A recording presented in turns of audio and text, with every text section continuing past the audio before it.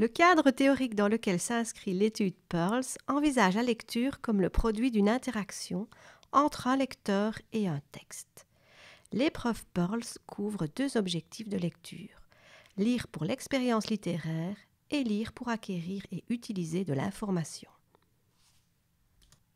Les supports correspondant à la lecture à visée littéraire sont des récits complets et illustrés. Les supports alternent récits contemporains et traditionnels d'une longueur avoisinant les 800 mots.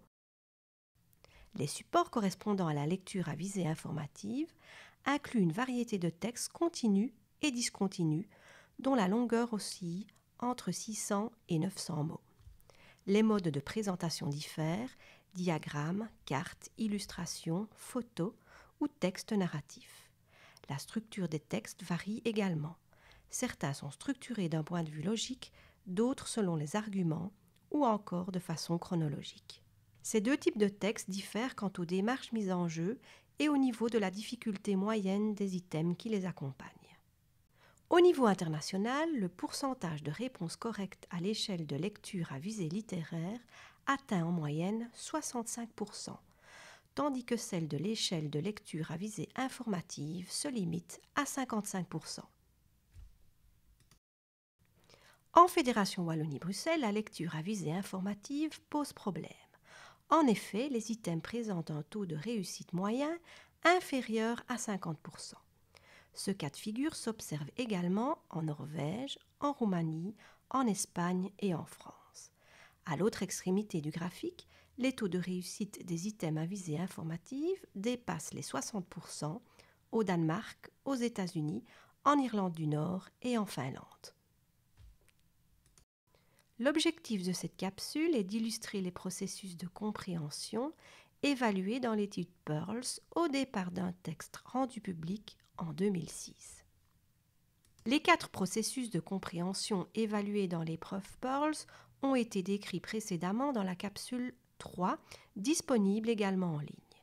Les 2 premiers processus, retrouver et inférer, impliquent des transactions du texte vers le lecteur, tandis que les 2 autres processus, interpréter et évaluer, mettent en œuvre des transactions du lecteur vers le texte.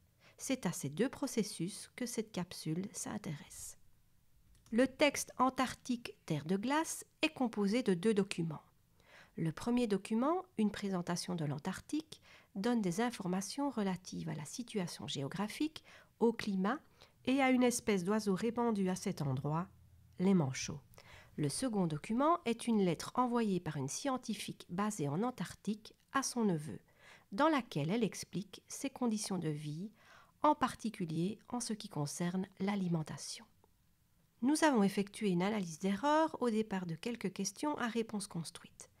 L'analyse se base sur 128 questionnaires complétés par des élèves de 4e primaire issus de 6 classes de la Fédération Wallonie-Bruxelles. Commençons par la question 4. Réfléchis à ce que dit le texte sur l'Antarctique. Pourquoi la plupart des gens qui visitent l'Antarctique préfèrent-ils ne pas y aller entre avril et septembre? Trouve 2 raisons. Le processus de compréhension consiste à interpréter et intégrer des idées et des informations. En effet, elle requiert de la part du lecteur une mise en lien entre des informations présentées sur 2 pages distinctes. D'une part, l'obscurité mentionnée au bas de la page 1 et le froid extrême mentionné en page 2.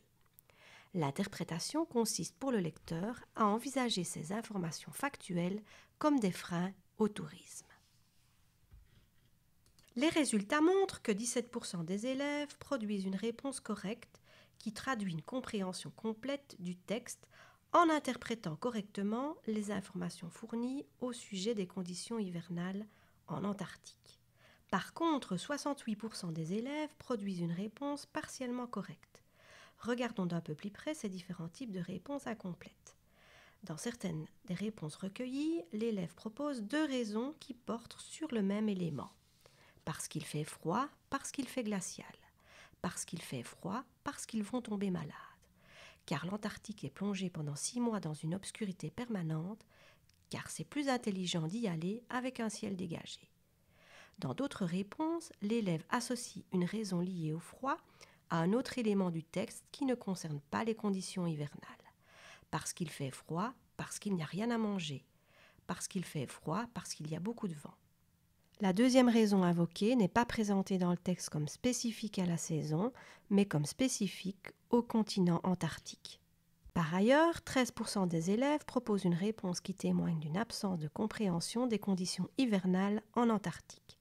Parce que c'est l'hiver, parce qu'ils aimeraient mieux aller ailleurs, parce qu'en avril et septembre, il n'y a pas autant de monde, parce que ce sont des scientifiques, ils explorent et ils font des recherches. Passons à présent à la question 9. Aimerais-tu aller en Antarctique ?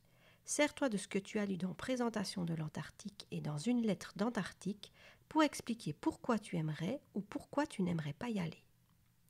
Le processus de compréhension consiste à interpréter et intégrer des idées et des informations.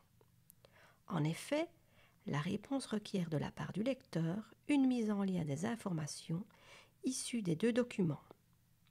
La réponse correcte mentionne explicitement ou implicitement une opinion personnelle au sujet d'une visite en Antarctique et fournit des informations spécifiques issues des deux documents pour étayer cette opinion. 27% des élèves démontrent une compréhension complète en mentionnant un positionnement personnel par rapport aux informations contenues dans les deux documents. Voici quelques exemples. Je n'aimerais pas y aller parce qu'il n'y a pas d'aliments frais et parce que la température peut descendre jusque dans les moins 89 degrés. Non, il fait trop froid et on mange des aliments secs. Par ailleurs, 55% des élèves produisent une réponse qui démontre une compréhension partielle. On peut distinguer plusieurs types de réponses.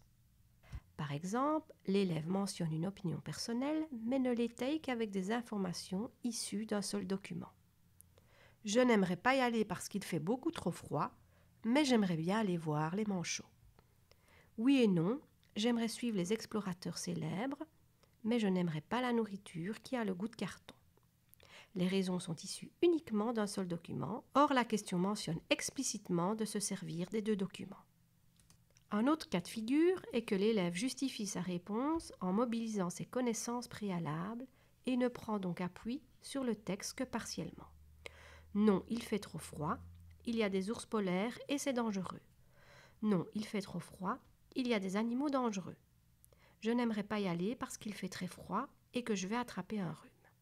Par ailleurs, 10% des élèves prennent position, mais leur réponse ne mentionne aucune information issue de l'un ou l'autre document. Leur réponse est très vague, sans justification. Oui, j'ai toujours rêvé d'y aller. Non, je n'aimerais pas aller en Antarctique. Non, car il n'y a pas beaucoup de choses à voir. Analysons à présent la question 11. Dans le texte, il y a deux sources d'informations différentes sur l'Antarctique. Présentation de l'Antarctique et une lettre d'Antarctique. Lequel de ces deux types d'informations trouves-tu le plus intéressant ? Pourquoi ? Le processus de compréhension consiste à examiner et évaluer le contenu, la langue et les éléments textuels. Dans cette question, l'élève doit évaluer les différents documents pour exprimer une préférence et la justifier. Les réponses jugées correctes expriment donc une préférence pour l'un des deux documents et elles comportent une explication qui décrit certains éléments du contenu, de la langue, de la forme ou du style. Cette question n'était pas hors de portée des élèves puisqu'on observe que 46% d'entre eux ont formulé une réponse correcte. Voici quelques exemples. Je trouve la présentation plus intéressante parce qu'il te dit que l'Antarctique est un continent et qu'il se trouve au sud de notre planète. La lettre parce qu'il donne des infos sur la nourriture et cela m'intéresse plus. La lettre parce qu'elle montre comment les scientifiques se débrouillent pour survivre. La lettre car ce sont les mots de quelqu'un qui a vécu là-bas. On constate qu'à l'exception de ce dernier exemple qui aborde la forme et le style, la plupart des réponses évoquent le contenu des documents. Néanmoins, cette question s'est révélée très difficile pour les élèves de 4e primaire, 46% d'entre eux n'ont pas fourni une réponse acceptable. Soit parce que l'élève ne mentionne que le document qu'il estimait le plus intéressant, mais sans le justifier, la lettre, la présentation de l'Antarctique, soit parce que l'élève ne mentionne aucun document. C'est intéressant parce qu'on se rend compte qu'il fait très froid, car on explique où elle se trouve et parce que ça m'intéresse plus. Autre cas de figure, la mise en mots est trop vague et peut s'appliquer à n'importe lequel des deux documents. La présentation de l'Antarctique, parce que c'est bien expliqué. La présentation, parce qu'on parle de ce qui s'y passe. La présentation de l'Antarctique, car je n'y suis jamais allée et j'ai appris beaucoup de choses sur l'Antarctique. Cette analyse d'erreur démontre une fois de plus que la compréhension en lecture est une compétence toujours en construction en 4e année primaire. Les élèves interrogés ont en effet été mis en difficulté par des questions qui les amènent à interagir avec le texte pour en élaborer une interprétation ou pour évaluer certains aspects tels que le contenu, la langue ou la forme. Ces difficultés pourraient s'expliquer par le fait que ces processus de compréhension experts sont plus souvent travaillés au départ de textes littéraires plutôt que sur des textes à visée informative. Les disciplines telles que l'éveil constituent pourtant des occasions de mettre à l'étude des textes à visée informative.